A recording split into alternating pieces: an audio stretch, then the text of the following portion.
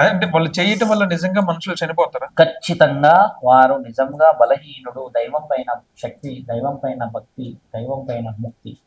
దేవుడే లేడు, అసలు దేవుడు ఉన్నాడా అని ఇంట్లో ఉన్న ఆడపిల్లలని, బిడ్డలు పుట్టారు, ఆడబిడ్డలు, సౌభాగ్యవతి ఆడబిడ్డ, అమ్మా నాన్న, మన నమ్మిన వ్యక్తులు, వీళ్ళందరినీ తాగొచ్చి నువ్వు పైశాచికంగా ఇబ్బంది పెట్టి కొట్టి కొట్టి కొట్టి ఆడపిల్లల్ని కొట్టి అది చేసి ఇది చేసి చేస్తావు కదా, అలాంటి వాళ్ళపై పనిచేస్తాయి.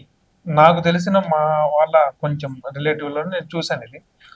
ఆయన మంచి వ్యక్తే, మనిషి చాలా మెత్తగా, ఏదో ఆస్తి తగాదులు అవి ఉండేసి ఆయన మీద వాళ్ళ రిలేటివ్స్ ఎవరు చేశారు కదా.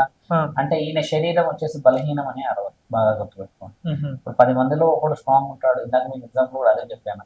ఇప్పుడు స్ట్రాంగ్ అనేది ఎడ్యుకేషన్ పరంగా, ఎమోషనల్ పరంగా కాదు. ఆత్మ బలం ఉండాలంటే పరమాత్ముడి బలము ఉండాలి. ఇప్పుడు ఈయన చాలా మంచోడు. మరి ఎవరికి మంచోడు? ఆయన కుటుంబానికి, సమాజానికి? సమాజంగా కానీ ఉన్నాడు. మరి ఆయన పైన బలహీనత పనిచేసిందంటే ఆయనకి మీద ఆయన ఇష్టమైన వ్యక్తిని ఎవరినో ఒకరిని ఖచ్చితంగా ఏదో విషయ వివరణ నమ్మిన వ్యక్తి వెన్నుపోటు పొడిచాడని అర్థం అవుతుంది. నమ్మిన వ్యక్తులు నేను ఇందాక చెప్పింది, secret is a secret when it is a secret.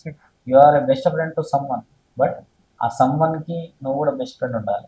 అదే గుర్తుపెట్టుకోండి. నేను చెప్పింది అర్థమైంది. నేను నీకు బెస్ట్ ఫ్రెండ్ అయితే సరిపోదు, నువ్వు నాకు బెస్ట్ ఫ్రెండ్ కావాలి. నీకెవడో బెస్ట్ ఫ్రెండ్ ఉంటే అయిపోయినట్టు నమ్మని నా దగ్గర సేకరిస్తావు, వాటి పంపిస్తావు. చాలా మంది ఆడవాళ్ళకి నేను అదే చెప్తా, సీక్రెట్ గా ఉండాలి అంటాను. వాళ్ళు ఏం చేస్తారు, ఈ వీళ్ళు సీక్రెట్ విషయాలు ఆయన దగ్గర చెప్తారు, వాడు ఈ సీక్రెట్లు వేరే వాళ్ళ దగ్గర చెప్తాడు. అట్లా మనుషులు తెలుసుకున్న తరుణంలో ఓడిపోవడం. నేను చాలా మంది దగ్గర దగ్గర ఒక 30-40 మంది ఆడవాళ్ళు నాతో మాట్లాడిన సందర్భం చెప్పాను కూడా. మేము లాస్ అయిపోయాం, చేసేసామంటే మరి నువ్వు నీ యొక్క ఓడిపోవడం గెలుపు అనేది వేరే వ్యక్తికి చెప్పడం వల్ల తెలిసింది. నీ కుటుంబం నిన్ను కోరుకోదు మిత్రమా. ఓడిపోయినా నువ్వు గెలిచినా నీ కుటుంబం మాత్రం ఎప్పటికీ నీకు న్యూట్రల్ గా ఉంటుంది.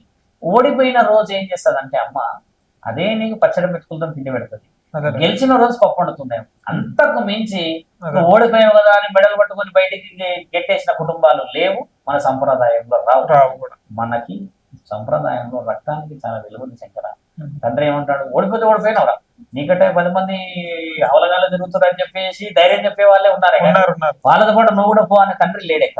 మళ్ళీ ఆ తల్లి ఏం చేస్తుంది, తండ్రి అట్లా అంటాడేమో అని చెప్పి భయానికి నాన్న ఏమన్నా అన్నా కూడా కొంచెం అలా యాక్టింగ్ చేయని చెప్పేసి ఆయనకు తెలియకుండా గారాబాద్ చేస్తారు. బిడ్డను కాపాడుకునే మార్గం మన దగ్గర ఉంది మిత్రమా. సీక్రెట్స్ అనేవి అవే చూడు. కుటుంబం కడపకి ఉన్న వాల్యూ అదే అంటున్నాను నేను.